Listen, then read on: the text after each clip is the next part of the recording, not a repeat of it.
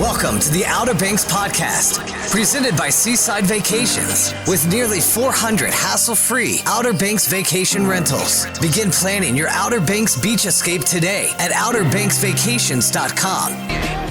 Hello and welcome to the Outer Banks podcast. My name is Brian Pittman. On today's episode, Jeff Schwarzenberg joins me from Outer Banks Tourism, and we dive deep into the Outer Banks Promise. If you're not familiar with it, it is a pledge to protect the Outer Banks and all of the uniqueness that it has to offer. So dive deep with me in today's episode. Jeff Schwarzenberg from the Outer Banks Visitors Bureau. How are you doing today? I'm doing great. So give us a rundown of what the Outer Banks Visitors Bureau has been up to and what's going on. Yeah, well, as community engagement manager, my job is to really serve as a liaison between the Bureau and a lot of our community stakeholders. And that could be everyone from residents to business owners, municipalities, nonprofits, really trying to connect the work that we're doing at the Bureau with the community and kind of make it a two-way dialogue and not just a one-way dialogue of us saying, here's what we're doing, but really trying to get out and engage with folks and understand, their thoughts and feelings on how we're doing and what we can be doing better. But so speaking of priorities, I know that you guys have something special that you just launched over the past year or so.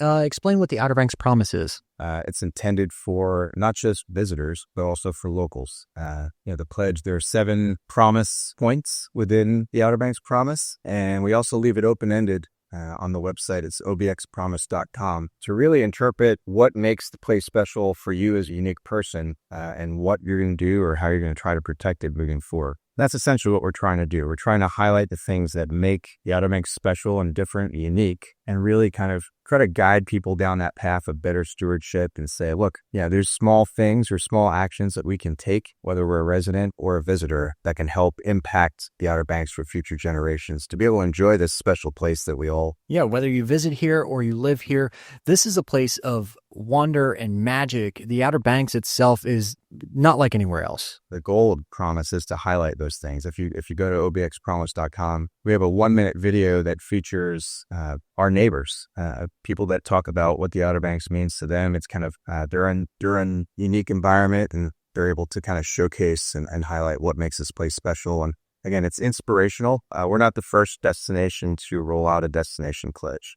We were inspired. There's several other places around the country. Aspen, Colorado, for one, has a great pledge. Sedona, Arizona, actually, a member of our community that lives in Southern Shores, she was out visiting Sedona a couple of years ago and discovered that they had a pledge in Sedona. Again, very similar in nature to identifying what makes Sedona special and why it's worth protecting. She brought that idea back and it kind of resonated and snowballed from there. And a couple of different rounds of, trying to figure out what should this pledge be unique to the Outer Banks. And we were able to roll this out. And what exactly is the number one goal for this? It's one step that we've taken as a bureau to fundamentally change how we're looking at tourism on the Outer Banks. We all know that there are positive and negative impacts of tourism, but we're fundamentally looking at things. It's not just about more. It's about how can we inspire more responsible behavior? How can we look at the things that, again, the positive and the negative impacts of tourism, and how can we move forward and grow tourism responsibly where we have resident quality of life as a major emphasis. Of course, the quality of place for our visitors. These 7 promises are amazing. There's something here for everybody, and you should really kind of nurture them all. It doesn't matter where you're at, or like I said, if you live here or if you visit here, discover the land of history and inspiration with a spirit of kindness and appreciation. That speaks volumes. Now, if you had to stop at one, that would be it, because there's so much to discover here. So while we have this amazing history and culture here, to be able to step back, and the key word there is responsibility and respect and kindness. And those were some of the key things as we were sitting there and kind of, all right, what do we leave on the cutting room floor? We had so many different ideas of how to create this promise and what should be included. But we really kind of focused on 4 key things, which is kindness, responsibility, respect, and safety. And when you look at all those 4 items, they're all woven into these 7 promise points. I will say that we also on the website, and you can, what we encourage people to do is obviously check out obxpromise.com, but you can actually enter your information and literally takes just a couple seconds. And there's even room there. There's an open field where you can make your own promise. We wanted to lead these open-ended or generic enough to where people can interpret them how they feel about this place and really make their own promise as to what steps can they take. What are those small actions that they can make that will have a bigger impact over time? So before you came, I was watching the video. I've watched the video a couple times. I'm trying to take inspiration from it. And one of the ones that sticks out to me, one of these promises, and I think is huge, be it at the place that we're at, our environment is everything.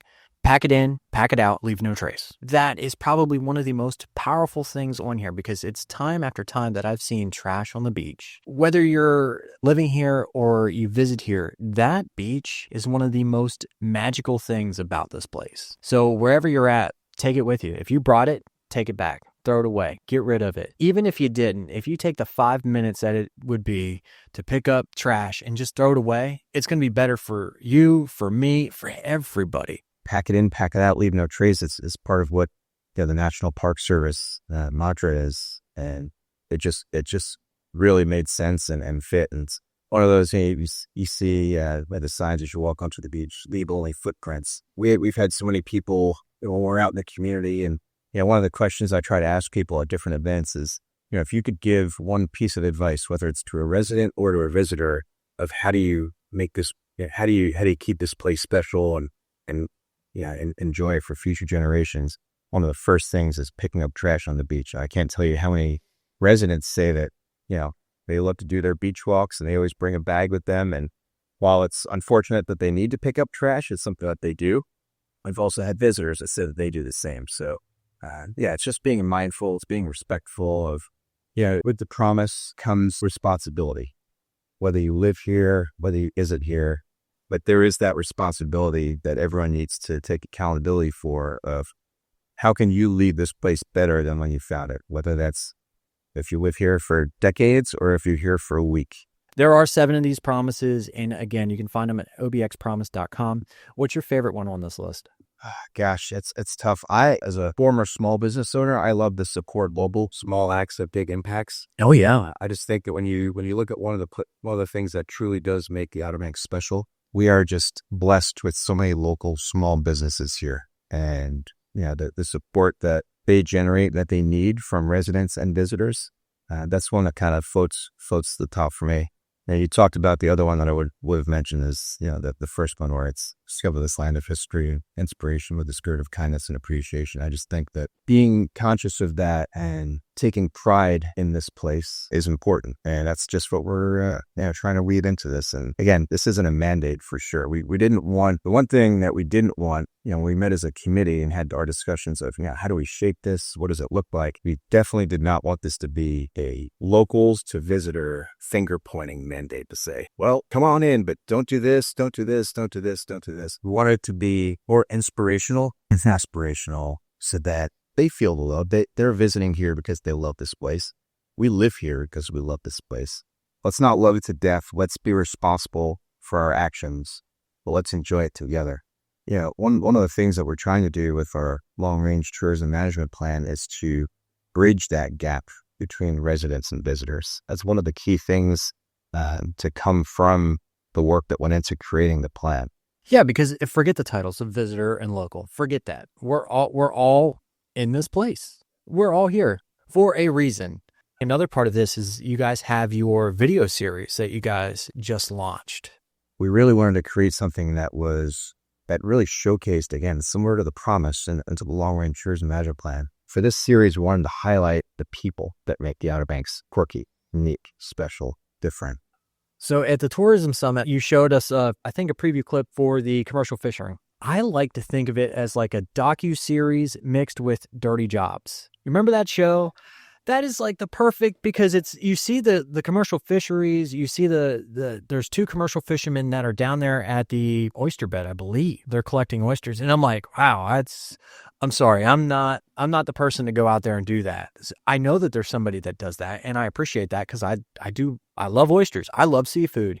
I'm not the person that's going to go out on the boat, but to see and to put a face to that person, to that soul that's going out there and doing this is phenomenal. And Dirty Jobs, I think, is the best way to kind of explain, because it's not all sunshines on some of the stuff.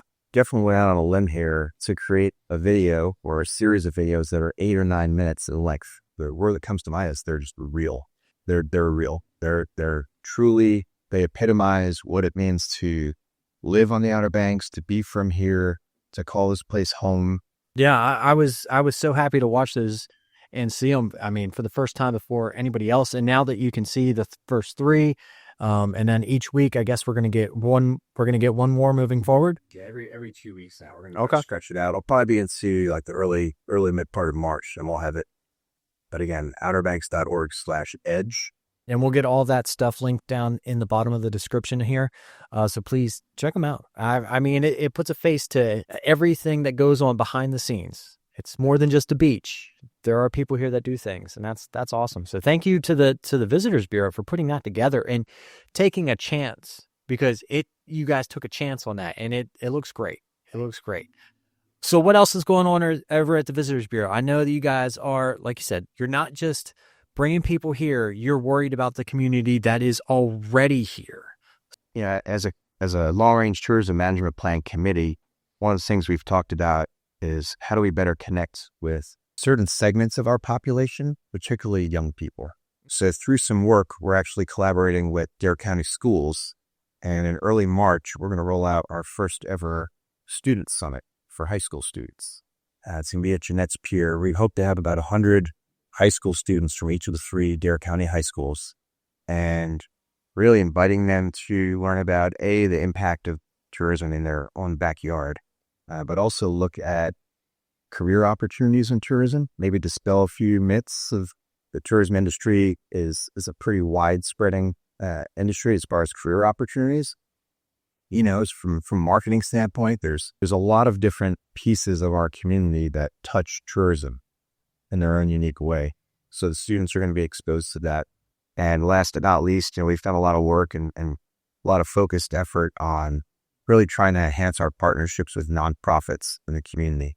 So we're going to feature some nonprofits that we've done work with. We're going to have our social agency that we work with come in and kind of showcase the storytelling that they help us do, not just of driving people to visit here, but also what makes some of these nonprofits tick. We've spotlighted quite a few in the past year or so.